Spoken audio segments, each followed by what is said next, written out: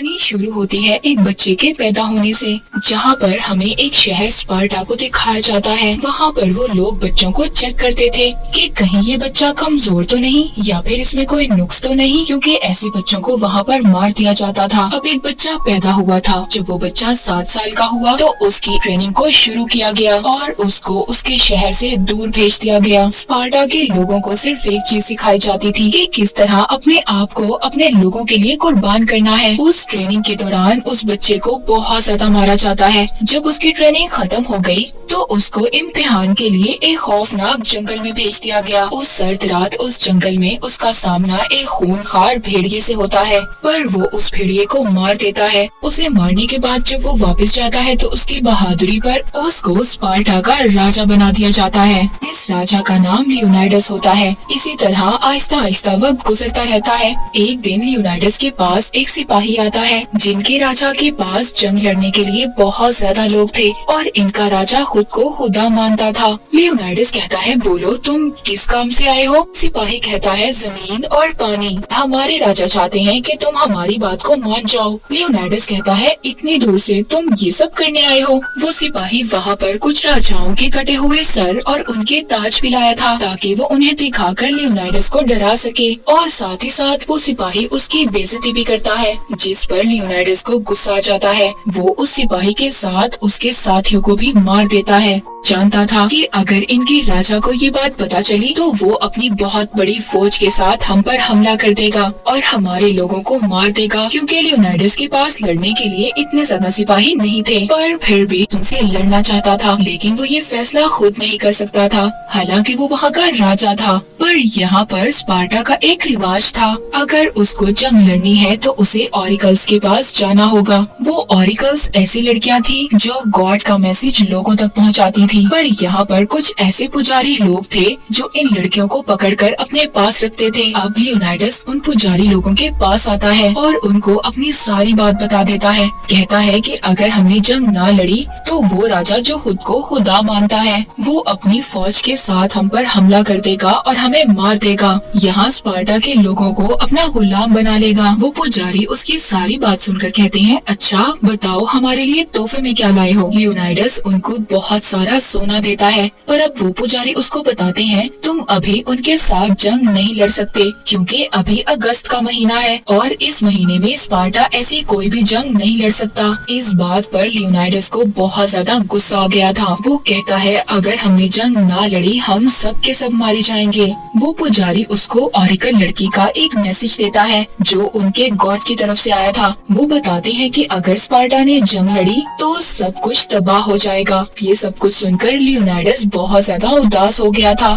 फिर वहाँ से चला जाता है। तभी उसके जाने के बाद उन पुजारियों के पास उसी राजा के लोग आए थे जो खुद को खुदा समझता था और लियोनाइडस का दुश्मन भी था। जो भी बात इन पुजारियों ने स्पार्टा के राजा यानी कि लियोनाइडस को बताई थी वो सब बातें झूठी थी, क्योंकि ये लोग भी यही चाहते थे। उस राजा ने इनको बहुत सारा सोना देने का वादा किया था और बदले में प्यारी लड़कियां भी जो गॉड के मैसेज को इन तक पहुंचाएंगी। वो बुरे लोग यानी पुजारी भी यही चाहते थे कि स्पार्टा तबाह हो जाए। लियोनाइडस वापस आकर बहुत ज्यादा परेशान था। उसकी रानी उससे पूछती है कि क्या बात है, हमारे राजा इतने ज्यादा परेशान क्यों हैं? तभी वो बताता है कि मैं उस चीज को नहीं खोना चाहता जिससे मैं बहुत ज्यादा प्यार करता हूँ। रानी उसकी बातें सुनकर कहती है, आप ये ना सोचें, आप पर कोई जिम्मेदारी नहीं है मेरी या फिर हमारे बेटे की। बस आप ये सोचें कि आप एक आजाद इंसान हैं और इस हालत में एक आजाद इंसान क्या कर सकता है। रानी की ये बातें सुनकर अब अगले ही दिन लियोनाइडस अपने खास 300 लोगों को बुलाता है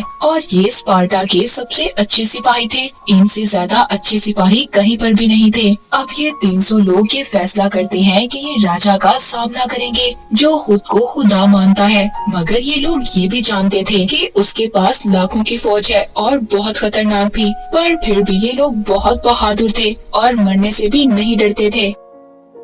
अब जब ये यहाँ से जा रहे थे तभी वहाँ पर कुछ और लोग आते हैं जो स्पार्टा से ही थे। वो कहते हैं कि जब ऑरिकल्स आपको बता चुके हैं तो आप जंग पर क्यों जा रहे हैं, आप लोग नहीं जा सकते। इन्हीं लोगों में से एक आदमी उसी राजा का साथी भी था और इसी ने उन पुजारियों को भी खरीदा था जिन लोगों ने लियोनाइडस से झूठ बोला था। ये आदमी भी यही चाहता था कि स्पार्टा जंग में हार जाए, जिसके बाद सारा कंट्रोल, सारी कमांड इसको मिल जाएगी। पर यहाँ पर लियोनाइडस कहता है कि मैं जंग पर नहीं बल्कि घूमने जा रहा हूँ और ये 300 सिपाही मेरी हिफाजत के लिए हैं। अपने 300 सिपाहियों को लेकर एक पहाड़ की तरफ चल पड़ता है जहाँ पर उस राजा की फौज आने वाली थी। अब जब ये लोग अपने सफर पर थे तभी एक आदमी इनका पीछा करते हुए दिखाया जाता है। ये आदमी बहुत ज्यादा झुककर चलता था और इस आदमी का कमर पर कुब भी था। ये लोग आहिस्ता आहिस्ता आगे बढ़ रहे थे। तभी रास्ते में एक गांव को देखते हैं जो पूरी तरह से जल चुका था। यहाँ पर आग लगी हुई थी। ये देखकर इनको बहुत गुस्सा आता है।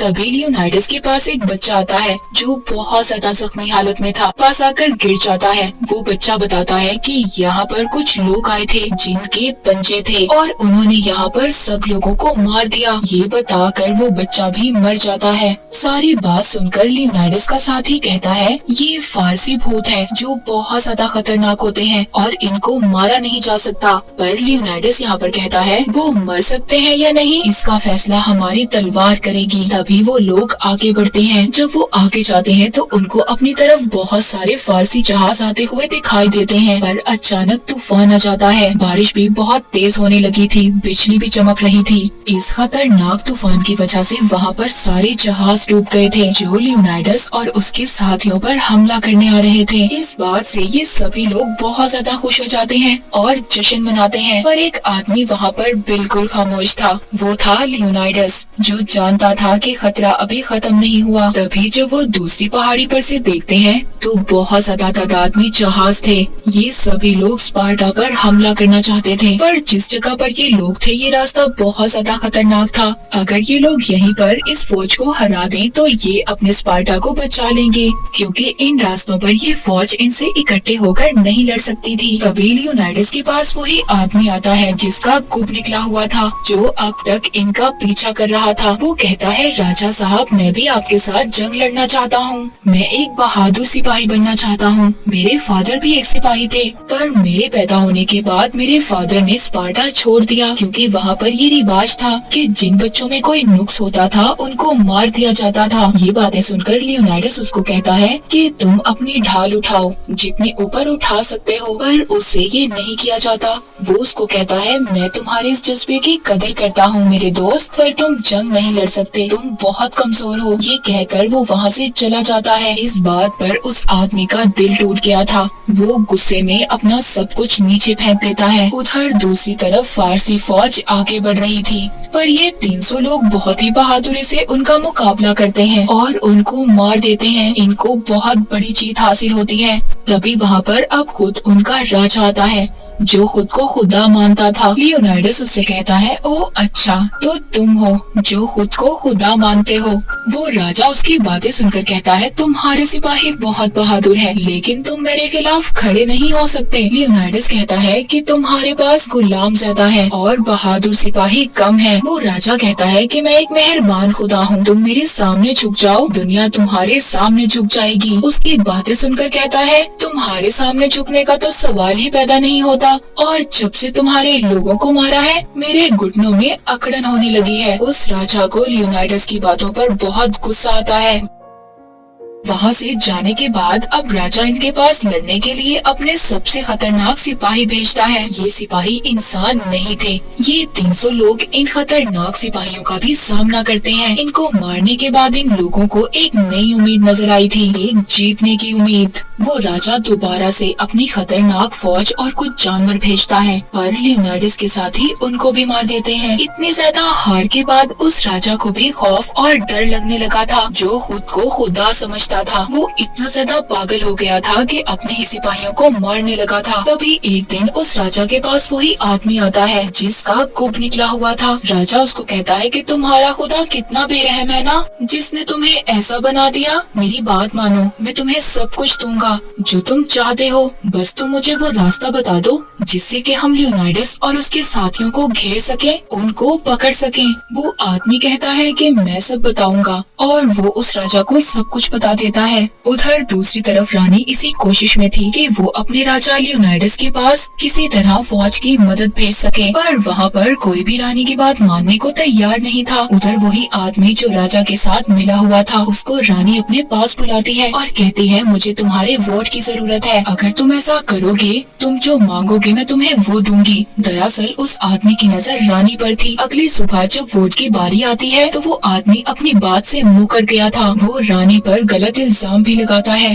रानी को इस पर बहुत गुस्सा आ रहा था। वो एक चाकू से उस आदमी को वहीं पर मार देती है। तभी उस आदमी के पास से कुछ सोने के सिक्के निकलते हैं जिस पर उसी राजा की तस्वीर बनी हुई थी जो खुद को खुदा समझता था। सब ये समझ गए थे कि ये उस राजा से मिला हुआ था जो सबका दुश्मन था। सब इस आदमी को गद्दार कहते हैं और रानी की सच्चाई भी साबित हो जाती है। उधर दूसरी तरफ वो आदमी जिसका गुप्त निकला हुआ था, वो राजा की फौज को वो रास्ता दिखा देता है जिससे लियोनाइडस और उसके साथियों को पकड़ा जा सकता था। तभी एक आदमी लियोनाइडस के पास आता है और कहता है जल्दी यहाँ से भागो, हम लोगों को चारों तरफ से घेर लिया गया है। बातें सुनकर कहता है हम डरकर भागने वालों में से नहीं हैं, हम मुकाबला करेंगे। सभी लोग जानते थे कि मौत उनके करीब है। लियोनाइडस अपने एक आदमी को बुलाता है और बताता है कि तुम वापस जाओ और सबको बताना कि यहाँ पर क्या हुआ हमारी जीत के बारे में। उसको वो एक लॉकेट भी देता है, कहता है ये रानी को दे देना। अगली सुबह वो राजा अपनी फौज के साथ इनको चारों तरफ से घेर लेता है। उसका एक सिपाही कहता है कि हमारे राजा की बात मानो, उनके सामने झुक जाओ। वहाँ पर वो आदमी भी आता है जिसका गुप्त निकला हुआ था। वो लियोनाइडस से कहता है राजा की बात मान लो, अपने लोगों को बचा लो। तभी वहाँ पर लियोनाइडस को वो रात याद आती है जब उसने खूंखार भेड़िए का मुकाबला किया था